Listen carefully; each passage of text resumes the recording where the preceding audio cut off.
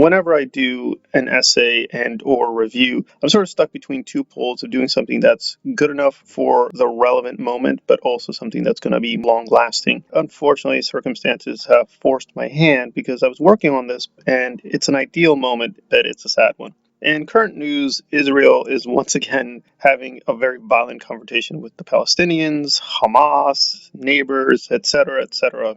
If you've kept that all up with the Israeli-Palestinian conflict, this thing has been going on now for nearly a century, and it just looks like it's never, ever going to be resolved, and it's going to continue, and both sides are just going to keep bleeding, and civilians will be caught in the crossfire. And no one film could possibly try to really even summarize the complexity of the situation. But for lack of a better introduction, I do think that Munich by Steven Spielberg provides an unfortunately great snapshot of how we are in the current crisis, not just with the Palestinians and Israelis, but Islamic terrorism, really modern extremism, and the way governments both fuel this and manipulate it, and the way the media frames it, and how it's devastating all of us and affecting all of us, and we're just going to have to cope with it for a very, very long time. So what is the film? Well, essentially, it's the story of a Jewish Israeli assassination team and the way they're going to basically enact vengeance against a bunch of terrorists. And it is clear that they are terrorists. I'm not disputing the central frame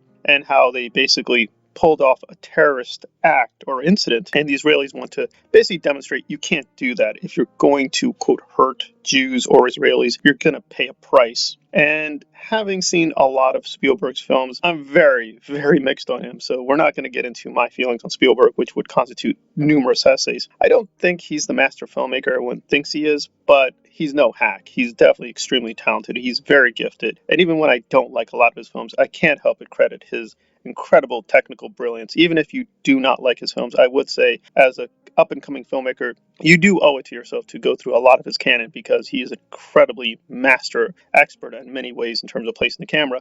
And we see that in Munich, that whatever else, this is an incredibly beautiful picture, really beautifully shot. And the storytelling, for the most part, is very nice. It flows greatly. The way the camera just moves up and down or with the characters, very smooth. But in terms of its complexity, it does mostly a great job. I mean, I expected it to be another Schindler's List, a really mocking, silly, partisan propaganda piece, but I was pleasantly surprised that it is giving both sides of the table a really good representation of what they are up to and why they feel as they do. So it isn't the POV of the Jewish characters for the most part, but we clearly find out that they are not heroes and that they are very torn about what they're doing, and they are in way over their heads and they don't know what they're up to, and that it's a very improvised set of circumstances and then getting these revenge killings, but then through the course of it finding out that they're really becoming demoralized by what they're going through and what they're doing.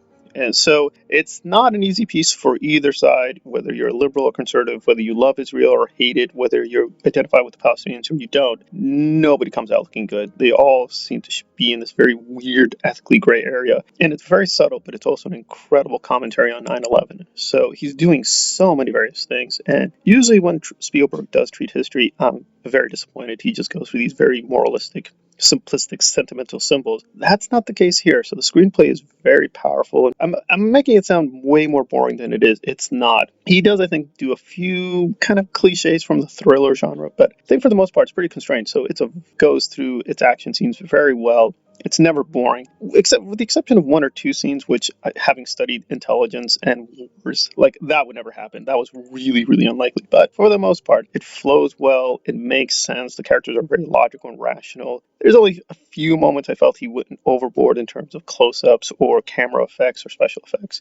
For the most part, this is a very controlled, very steadily building up the tension as well as the ethical morass that these characters are in. And it makes its points very subtly. You, in fact, have to watch it a couple of times because it may be confusing at first in terms of like, well, wait, I thought the CIA was on the side of Israel. I'm a little confused, but then you check back to the time period because he's very precise. That's also another thing here. He's very precise about the clothing, the fashion, and everything else. So we are really in that period, and we realize that actually these things were in a state of flux even in the 1970s, but it's only much later that these relationships between the Israelis and Americans, Palestinians, and others became much more hardened. So it's actually very smart and intelligent about the time period. At the same time, this is not a documentary. This is a fictional reconstruction, and it's very biased and partisan. And Spielberg, although he shows the Israelis really their dark side, he's very clear he's not really against what they're doing. So in principle, he agrees, yes, They needed to react. They needed to react violently, but they didn't consider the full scope of what they were doing. And so they sort of set off a chain of reaction of events that are still with us. So it's not this particular set of events. It's more like this attitude that we need to fight an eye for an eye kind of logic. Spielberg's pointing out that's fine.